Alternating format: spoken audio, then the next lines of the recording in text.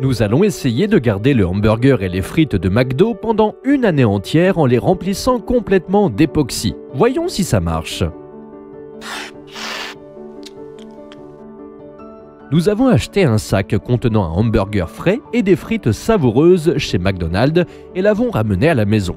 Notre goûteur a immédiatement accouru à l'odeur. « Cookie, tu ne peux pas manger le hamburger, c'est pour l'expérience. Tu peux seulement le sentir. » Comme toujours, la nourriture de McDo sent très bon. Ils savent comment vous mettre l'eau à la bouche.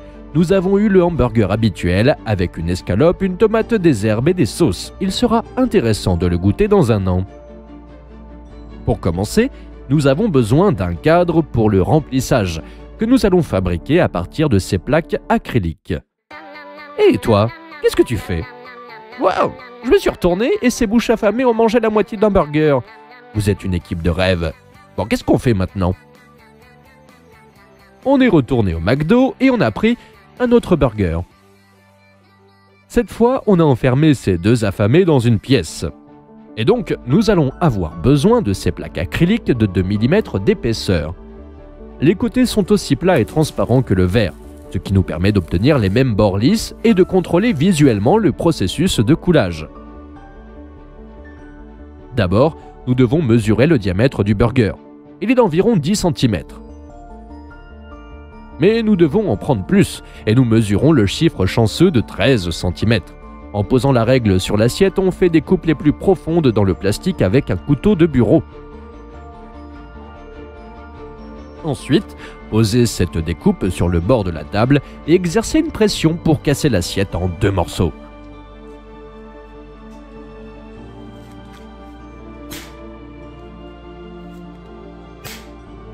Nous avons ainsi préparé 5 morceaux pour créer une boîte en acrylique.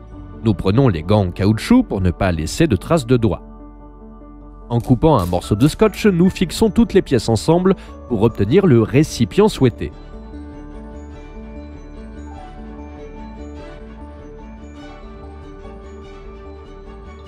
Maintenant, avec l'aide de la colle thermofusible, nous remplissons soigneusement tous les joints de sorte que le récipient n'ait pas de trou et que l'époxy ne s'écoule pas sur la table.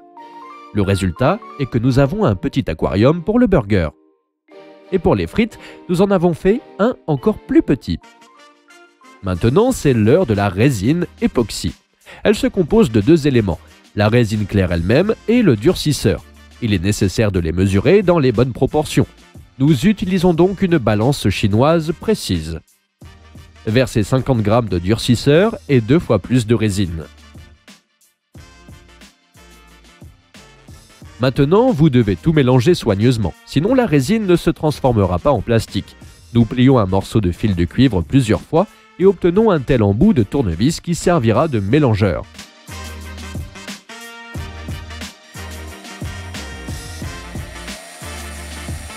Après 5 minutes de mélange, nous versons le tout dans un verre propre et nous mélangeons à nouveau. Il est difficile d'expliquer pourquoi nous devons faire cela, mais il faut le faire. Maintenant, nous versons une fine couche d'époxy sur le fond des réservoirs pour sceller tous les espaces pendant le durcissement. Ce sera aussi une sorte d'élévation sur laquelle nous mettrons le burger. À ce stade, il y avait une fuite dans le petit récipient. Il n'a probablement pas été collé correctement, mais nous avons rapidement corrigé l'erreur. Le lendemain, la résine a durci et nous avons mis notre burger à sa place. Il s'adaptait parfaitement et il y avait encore de la place pour la résine. Nous faisons une autre fournée, encore une petite. C'est pour verser le burger sur le dessus. Cette croûte va durcir et attacher le burger au fond du récipient, afin qu'il ne flotte pas lors du versement final.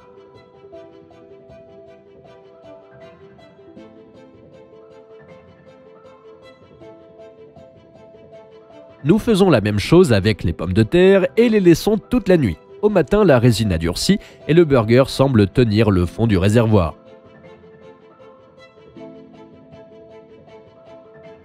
Au fait, il nous restait un peu de résine dans le verre et pendant la nuit, il lui est arrivé quelque chose. Le verre a été tordu par une sorte de magie et je suis déjà inquiet que la même chose n'arrive pas à notre burger. Maintenant, nous devons mélanger un demi-litre d'époxy. Et comme notre petit fouet n'est plus capable de le manipuler, nous fabriquons un tel fouet à partir d'un bâton en bois et de liens.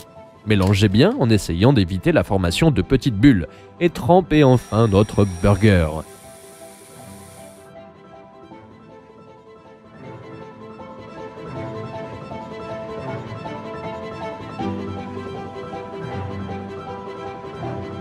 Le processus est très intéressant et accrocheur. Il est nécessaire de verser lentement pour que la résine pénètre dans tous les interstices et qu'il reste le moins d'air possible à l'intérieur du burger. En effet, c'est là que les bactéries ou les moisissures peuvent se développer. Un peu de sauce a coulé du burger, mais nous la ramassons avec une serviette pour qu'elle ne gâche pas la vue. C'est beaucoup mieux maintenant. Quelques minutes plus tard, lorsque nous avons versé le burger jusqu'au bout, un problème est survenu. Le pain supérieur du burger s'est détaché et a flotté vers le haut. C'est comme si le burger avait ouvert sa bouche. D'un côté, c'est bien car il y a beaucoup de résine à l'intérieur des couches, mais d'un autre côté, c'est un peu inhabituel. Donc nous avons obtenu un petit pain volant.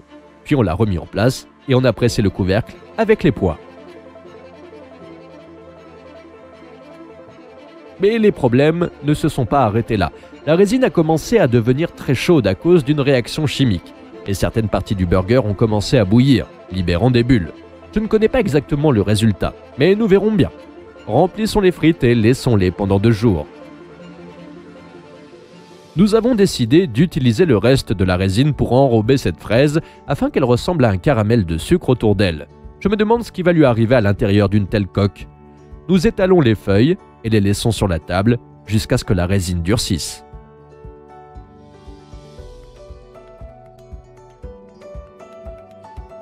Après 2 jours, il était temps de retirer les assiettes de notre burger couvert. Elles se sont détachées assez durement. Mais comme nous nous y attendions, les parois de la résine durcie se sont avérées plates. Nous avons nettoyé les bords et obtenu une telle brique avec le burger encapsulé. Regardez comme c'est cool! On dirait que le burger a été jeté dans l'eau bouillante et qu'il s'est figé comme ça. Il serait probablement difficile d'obtenir cet effet exprès.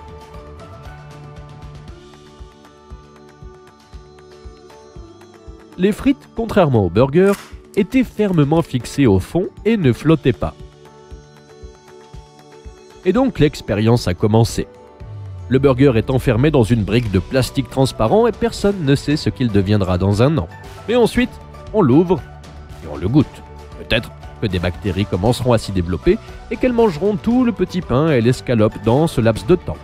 Ou peut-être qu'il sera couvert de moisissures noires. Écrivez votre prédiction dans les commentaires et nous verrons alors qui avait raison.